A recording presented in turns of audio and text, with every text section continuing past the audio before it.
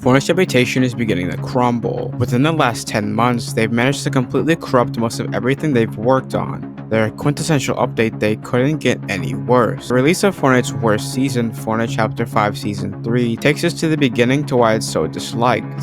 Fortnite Chapter 5 Season 3 is quite literally the worst season Fortnite has ever made, with many negative reviews reading, "Game is complete garbage with the cars. Whenever it gets down to the last 5 people, all the cowards just jump in cars." The season features several broken mythics, starting with the mythical vehicles. Fortnite made finding vehicles in the season so easy that it would be impossible to land somewhere and not find one. They also added infinite boost, instant kill when running into someone, and turrets on vehicles. This was incredibly overpowered.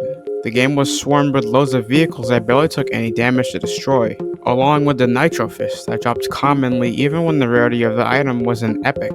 The Nitro Fists were so incredibly broken that trying to build against it would inevitably lead to your demise.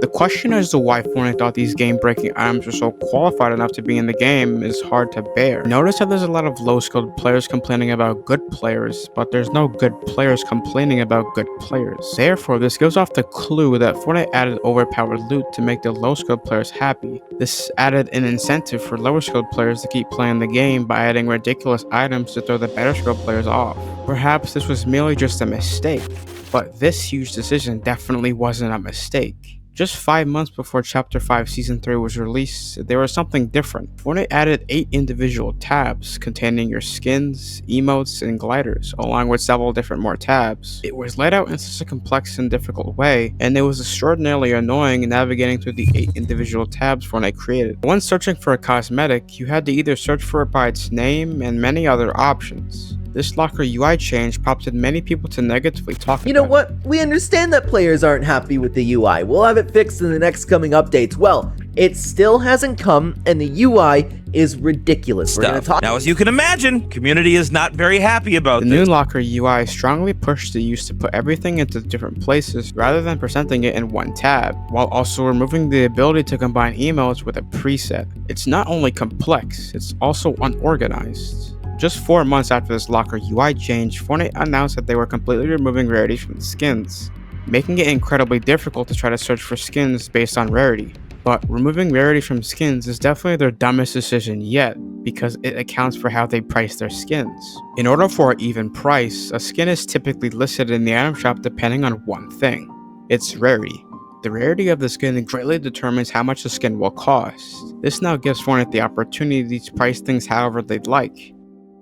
It was used to determine price tags for skins, and organizing by rarity is literally the most popular way of sorting through the locker. The entire locker system was built on rarities. It made sorting through the locker a lot easier because items were always sorted by rarity. The changes to remove the rarities greatly affected the organization of the locker tab. Sorting and searching for skins took less time and made it look more vibrant before this decision was made. However, this decision is honestly just scummy. We've already talked about how Fortnite can price any cosmetic now because of the deleted rarities, but how long can a cosmetic stay in the item shop for? Well, this question varies. Notice how there's always an unordinary skin in the item shop that stays for an absurd amount of time, and there's really good skins that stay in the shop for only 24 hours. This creates a fear of missing out on your favorite skin. But why don't they just release all the good skins from the shop? Well, the item shop's formula is objectively addicting. The item shop is constructed into 2 main pieces. The top part of the shop normally shows the newest/greatest skins coming out, whereas the bottom part shows the skins people are so passionate to buy. The bottom part typically leaves the shop within 24 hours, but the skins added to it is not always great. Fortnite has been adding horrible skins to the item shop intentionally for several months, because it drives the user who has already purchased V-Bucks to buy something in order to not waste the already purchased V-Bucks. Later on, once that player has already wasted all their V-Bucks, is when they finally decide to release cosmetics worth buying. And so you purchase more V-Bucks and continue the cycle. This is right where they want you. They want you to continue wasting money on horrible item shops, so when something good does come to the shop, you're completely out of cash. If we examine why some Fortnite cosmetics never seem to leave the shop, we can see just under the purchase icon that it gives us a date when the cosmetic will leave the item shop. Now, cosmetics that stay longer are usually from events or singers, but since Fortnite collaborates with so many franchises, it's completely obstructing roughly 50% of the item shop. They never seem to leave, causing less skins in the item shop you could be purchasing, leading to this never-ending purchasing cycle. Although this decision gives Fortnite a very bad look, stated by this article. The situation in Chapter 3 is relatively bad when it comes to Fortnite crossovers. Over 50% of the released skins have come from collaborations, which shows how frequently Epic collaborates with other companies. The text in the article shows evidence that over 50% of the skins that Fortnite has created have come from collaborations. This number can be broken down even further with a Reddit post showing the perspective. And just for perspective, Chapter 1 lasted 733 days, Chapter 2 lasted 781 days, and Chapter 3 lasted 274 days.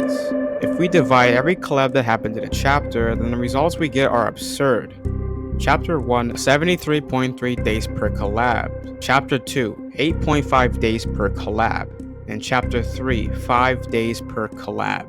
Meaning that every 5 days Epic released a form of crossover that had no direct correlation to the storyline. Epic suffers from a form of unoriginality given by how much they release crossovers over other cosmetics. There's a reason for this though that is so incredibly scummy that it gives off the same dopamine effect you get from TikTok. Whenever a collaboration is created and listed into the Fortnite item shop, it first either gets its own trailer or is randomly released to let people off guard. They let it marinate in the item shop for a few days before simply taking it out. The issue with this is not only the consistency of the collaborations, but the fear of missing out. The fear of missing out in Fortnite directly covers mostly all their sales, with this analysis stating, oftentimes, when a collabs are released into the item shop, it's usually trying to get sales from the FOMO, the fear of missing out factor, where players are incentivized to purchase it before it disappears from the shop, either indefinitely or forever. A classic marketing tactic by Epic Games, and one of the key things their business model relies on. The key strategy Fortnite tries to get players purchasing collaborations based on the tension you get whenever they're about to leave the item shop builds the same tension you get from 30 minutes of a quick scroll on TikTok. However, this last decision makes all of these look like complete scrap. On February 7, 2024, or simply 8 months ago, Fortnite came out with a huge shocking collaboration that had quick long-term effects. Is anyone else unhappy or concerned with Disney investing 10% of the company? Disney is known for being a huge corporation, but I mean, look at what they did to Marvel and Star Wars. I fear that in the long run, they are going to try and push changes and inevitably change Fortnite. Disney is corrupted ASF. This is the worst mistake ever. Disney buying 10% of the company has already had some concerns because nearly everything they've worked on has been horrific. An example of this would be the strong use of family-friendly scenes in Star Wars, and compared to the old Star Wars.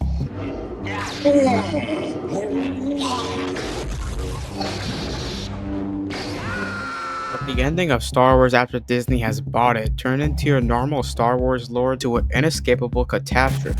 Disney's conversion into Fortnite is mainly linked to its metaverse. Epic is going for a huge variety platform game rather than a simplistic formula. This drastic change is going to have long-term effects on Epic's game, and some of these effects are already taking place right now.